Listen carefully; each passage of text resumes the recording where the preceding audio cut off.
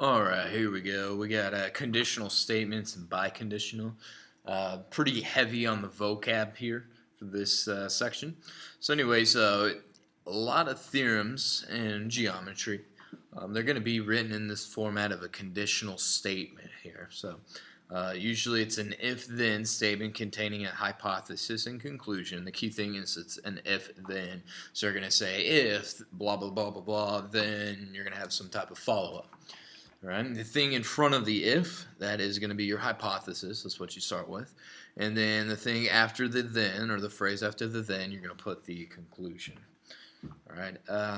So real quick, and we'll just kind of look at this example here. So you have if Sarah goes to the party, then she will be home by midnight. Now, you got to get this in your head. Conditional statements, just because we say them doesn't mean they're true or not true. They may be true, they may not be true. We have to determine after that.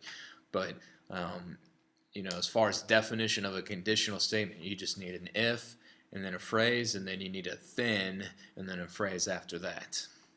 Okay. Now you also have this thing. I think we get into it in the next page here. It's called the negation. It just means the opposite of a statement, the opposite meaning of a statement. So essentially, you throw a not in front of the statement. So you could say, like for this part of the statement, you could say if Sarah doesn't go to the party, that would be the negation of that statement. Or then she won't be home by midnight. That would be the negation of that statement there. So usually we negate the whole entire conditional statement at one time. So anyways, we'll see it come up here in a bit. Consider the example below. Circle the hypothesis and underline the conclusion once. Do not include the introductory words. So don't include if and then.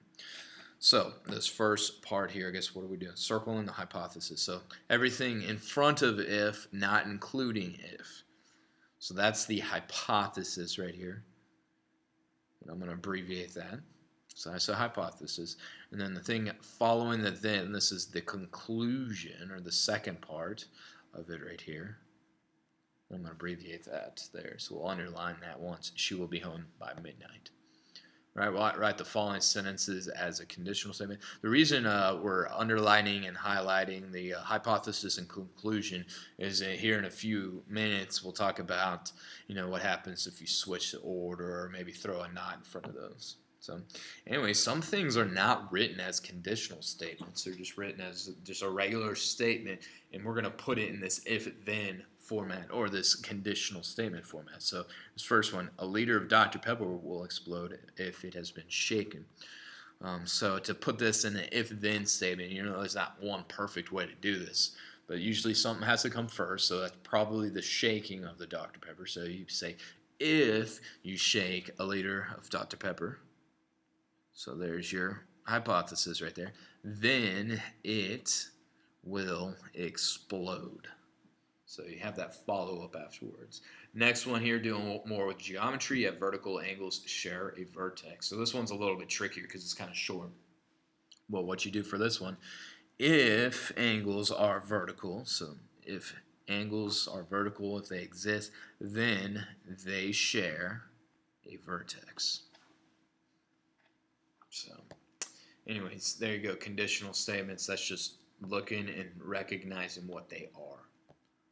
Okay, now there's the negation part. Practice, write the negation. They put this weird little symbol right here. It's just a little squiggly line there. I think it's like a tilde. I can't remember exactly what it's called. But anyways, sometimes we'll put that out there in front of the following statement. So example, it's hot outside. So the negation of that statement is it's not hot outside. So anyways, the next one here, now this one's the negation. What you need to think of, and remember, it's the opposite of the statement you have here, because this next one here says it is not human, or it isn't human. So if you take away the not of that, the opposite, you're going to say it is human. So don't think about adding a not to it, but think about doing the opposite. So if it already has a not, take the not away. Okay. Now, from our conditional statements, there are three different variations that we can write them. All right, the most used one is probably called the most used one is called the converse right there. We write the conditional statement with the hypothesis and the conclusion, and you're basically reversing the order. So usually we say if, and then you have the hypothesis, then the conclusion. Now we're going opposite. We're going if the conclusion, then the hypothesis. And we'll see that here, I think, in a second. Actually, let's go ahead and look at it now. So I think this one down here at the bottom, we have the conditional statement. If a polygon has 3 sides, then it is a triangle. So we'll circle again. A polygon has 3 sides, then it is a triangle right there. Okay, so you're going to switch the order of everything. And just a minor thing here, you want to keep in mind, pronouns. Usually you don't want to lead off a statement with a pronoun. So some people say, let me read it first. So you have if a polygon is a triangle, then it has 3 sides. So essentially it swapped these two right here.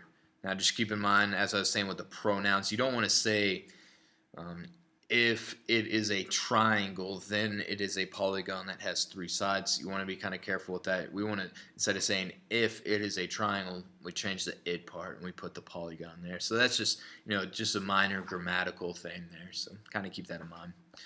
All right, so the next one we look at is the inverse. So what we do with the inverse is they have this little symbol. That means the negation. So you're going to negate the hypothesis and conclusion. So you're going to keep the original order, but you're going to negate or do the opposite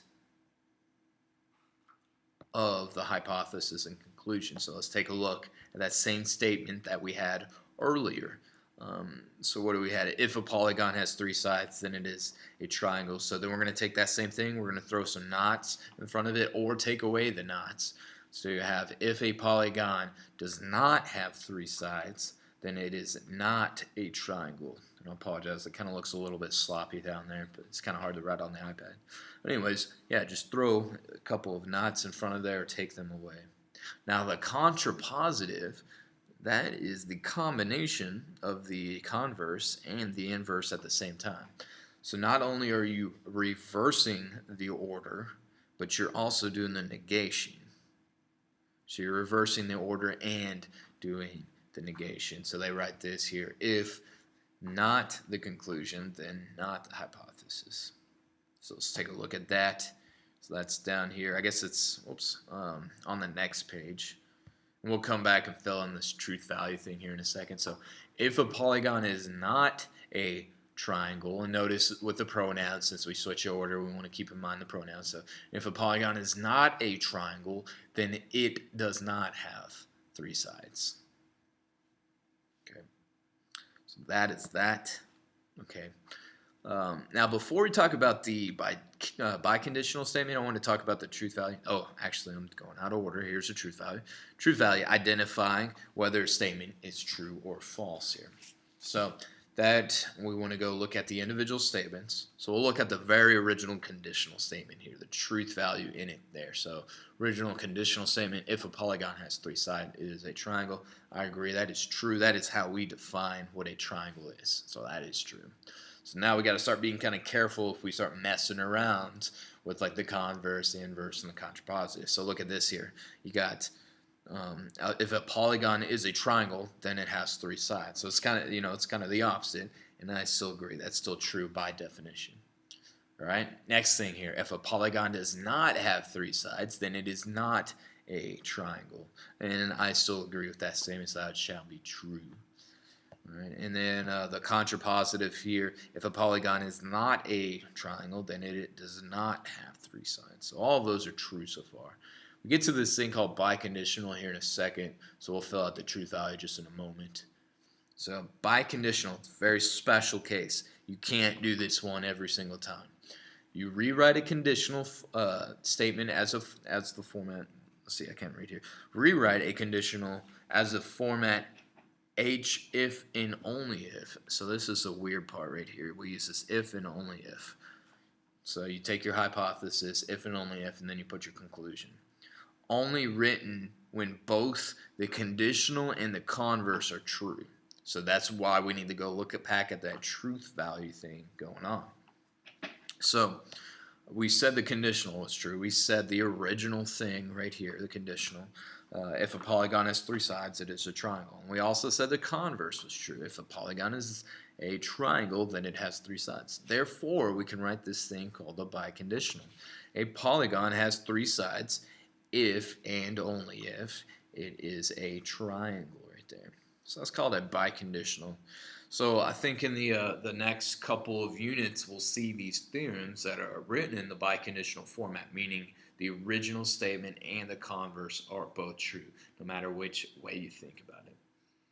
All right, so we just kind of practice getting our statements in that format here in a moment. So anyways, that's kind of everything in a nutshell, kind of a lot there. Now, remember, if you need to pause or write something down, feel free to do that throughout the video. So let's see here. Let's look at this next one. If a triangle has three 60-degree angles, then it is an equilateral triangle. So first of all, what is the truth value in that?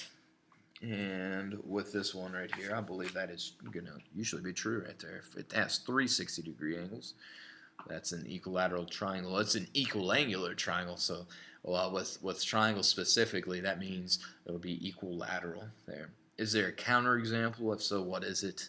I definitely can't think of any, so I'll just say no. There's not a counterexample. So now let's write the converse of the example and then determine its truth value. So if a triangle is equilateral, then it has three 60-degree angles. And that is another thing that is true as well. So I'll put a little t there. So remember, a biconditional statement can only be written if the original or the conditional, we're going to call it the conditional, but it's basically the original. So if the conditional and the converse are true.